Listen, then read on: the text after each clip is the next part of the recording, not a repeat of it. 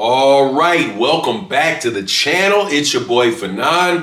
In this video, we're going to talk about Shakur Stevenson and a back and forth he has with Oshaquie Foster and how that is going to end up being the tale of what happens to Gervonta Davis at 135. Very, very interesting moves being made by Shakur Stevenson, by Oshaquie Foster, in what I do believe will result in a unification fight at 135. Let's talk about that in this video.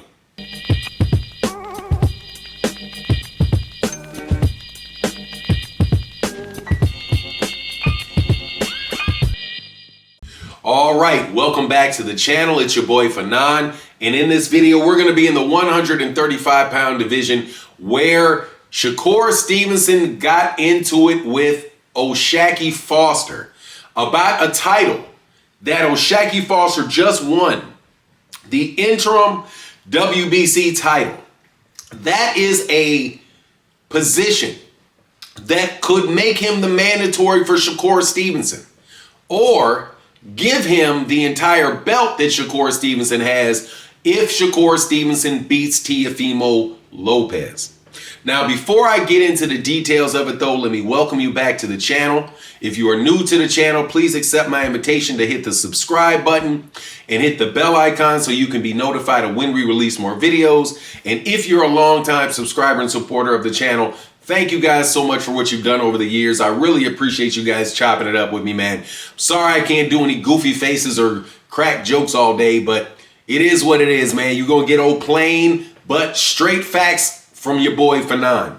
But let's get into this. So Oshaquie Foster just got a win over Steve Fulton Jr.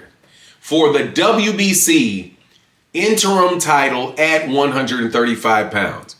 Now, the reason that happened was because Steve Fulton Jr. had missed weight by 2 pounds. And once you miss weight by 2 pounds, you're not able to squeeze down and make that weight. They had to adjust the fight. So Oshaquie was no longer putting his 130-pound title on the line. He was fighting for an interim title at 135. So Oshaquie Foster, wins that fight. And now he's the interim WBC champion at 135. That is significant because Shakur Stevenson, who is the WBC champion at 135, is moving up in weight to fight Teofimo Lopez for the WBO title at 140 pounds in January. So if Shakur Stevenson wins the 140-pound title, what happens?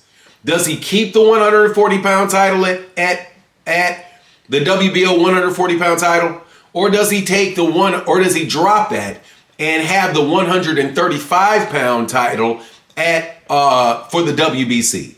Well, who favor Shakur Stevenson to beat Teofimo Lopez, and plenty sure that in either scenario, Shakur Stevenson is going to probably lose his WBC title, because if he loses to Teofimo Lopez, he's not going to keep his 135-pound title more than likely.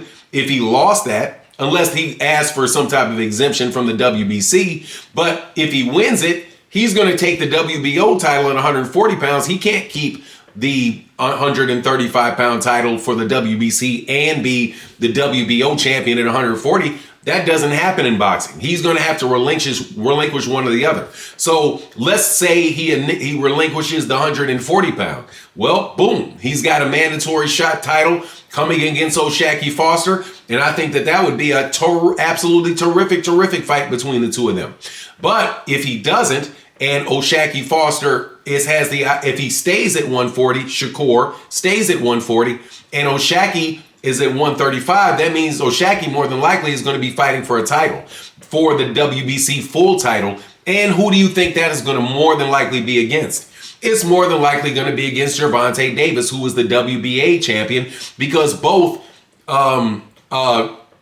Oshaquie Foster, who has just fought on a PBC card. I know that he's a top-ranked fighter, but he's fought on PBC cards in the past. And Top Rank right now does not have a network deal that we know of. So you can pretty much bet that all of these top-ranked fighters are going to be on PBC cards, or they're going to be on Turkey Al Sheep cards. But a large part, they're going to wind up being on PBC cards, especially some of the lower,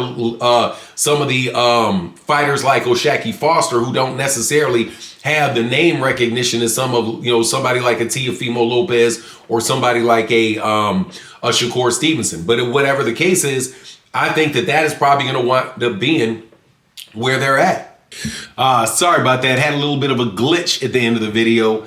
Anyway, like I was saying, I think that Shakur Stevenson, more than likely Shakur Stevenson is going to keep his 140-pound title. And that is going to allow Gervonta Davis to fight Oshaquie Foster for the WBC title in a unification fight, which will be the first opportunity Gervonta Davis has to have a unification fight. Why I think that is going to happen is because I do not believe Gervonta Davis is chasing anybody to 140 pounds.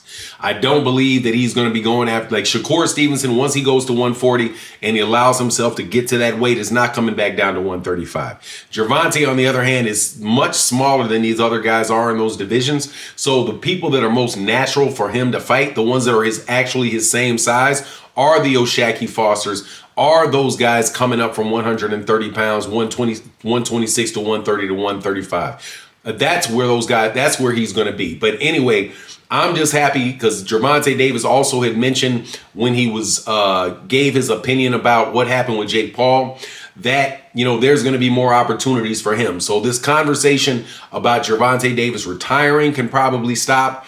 I'm sure that there's going to be a lot more exciting fights, man. The bad thing that happens with Gervonta before these fights take place is, like, as soon as Gervonta Davis starts talking about fighting Oshaquie Foster is going to miraculously turn into the worst fighter in the world, somebody that we don't want to see him in the ring with. He needs to go to 140, he needs to go to 147, he needs to go to 154. All kind of dumb conversations about a guy that really and truly is one of the smallest 135 pounders there is. And even if you see him standing next to Shakur Stevenson, you can tell how much bigger Shakur Stevenson is than him. So I don't think we're going to see Gervonta go chase Shakur to 140. I think that these people are going to get a lot of name recognitions at 135 when Gervonta fights him, and then they go to 140 and everybody all of a sudden knows who they are. Remember, because nobody wanted to fight Mario Barrios. All of a sudden, everybody wants to fight Mario Barrios. Everybody wants to fight Rolly Romero. Everybody wants to fight the guy. People wanted to fight Lamont Roach. Got him a pay-per-view shot after that fight was over. They want to fight Gervonta Davis after Gervonta Davis fights him, but they don't want to give Gervonta any credit for fighting the guys before Gervonta fights him. But anyway, that's my take on the matter. Please let me know what you think in the comment section. And with that, I'm out. Deuces.